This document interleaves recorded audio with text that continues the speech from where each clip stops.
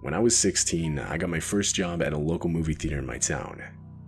At the time I was hired, the place was in desperate need of people who could work closing shifts, which I actually preferred, so it worked out perfectly. The place wasn't that big, and so it was manageable to work the shift by yourself, depending on the day of the week, but typically I'd be scheduled with 1 or 2 other people.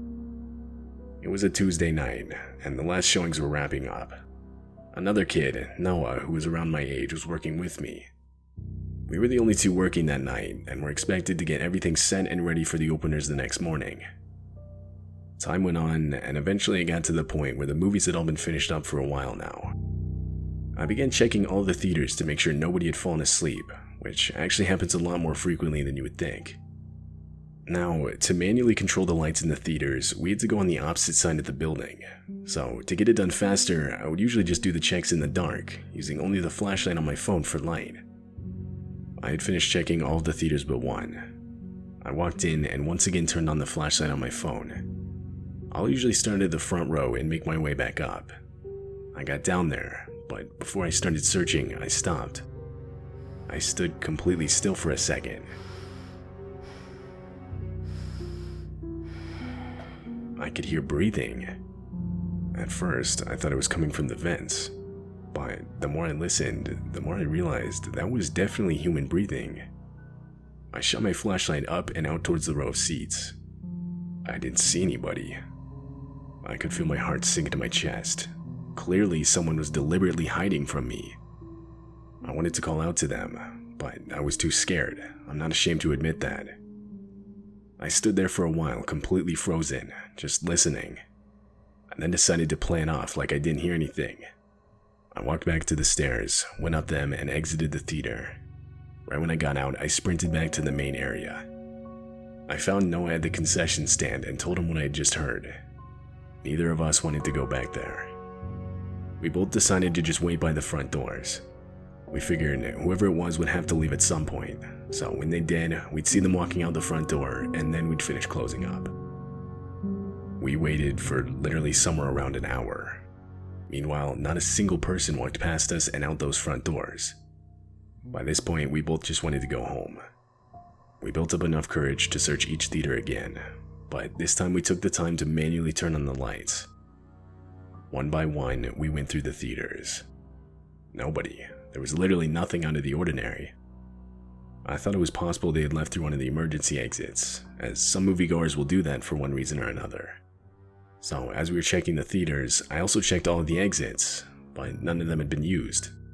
I could tell because there was about an inch of snow on the ground at the time, and there were no footprints leading away from any of the exits.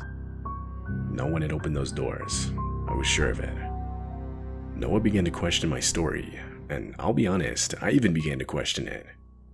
He ended up convincing me that I must have just been hearing things, or maybe the speakers were malfunctioning for a short period of time. I accepted this reasoning, and so we closed up and both went home.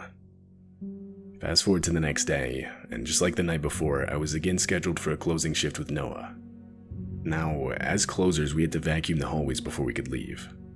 I usually tried to do this much earlier in my shift, but this night I was too busy to get to it until later.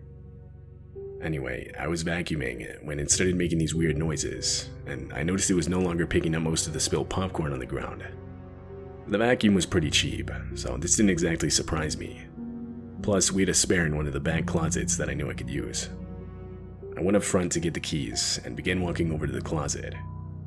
As I was doing so, it hit me that I had never actually been in most of the closets back here. In my training, I wasn't told much more about them, other than that there was a backup vacuum in one of them that I could use if I needed it. I got to the door and put the key in to unlock it, but I was surprised to find it was already unlocked. I then opened the door and shuffled my hand around on the side of the wall feeling for a light switch, but I stopped myself. This huge, unbearable wave of stench smacked me in the face. I took a couple steps back just so that I could breathe fresh air again. That's when, from in the back of the closet, I could hear moving.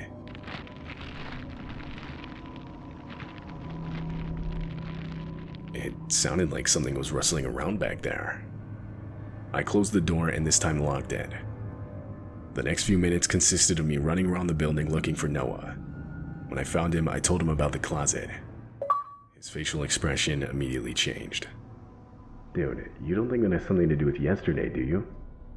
Up until that moment, I had completely forgotten about yesterday. The thought of the two occurrences being linked didn't even cross my mind. I think we should call the cops.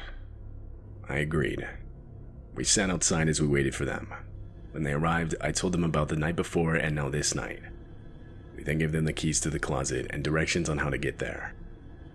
We again proceeded to wait outside. 10 minutes passed, when all of a sudden at least 5 other cop cars sped into the parking lot. One of them began questioning us, while the rest of them ran inside. At one point, he asked us for our manager's phone number.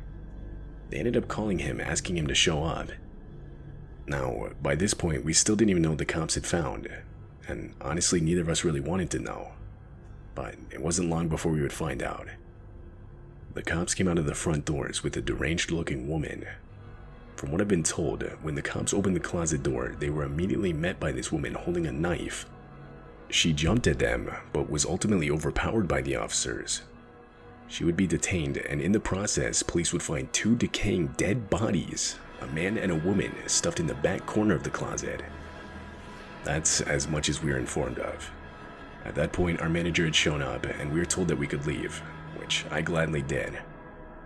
I quit that job the very next day, which my manager was completely understanding of. Thinking back on this situation makes me sick to my stomach. As for Noah, I'm not really sure. I never talked to him after that night.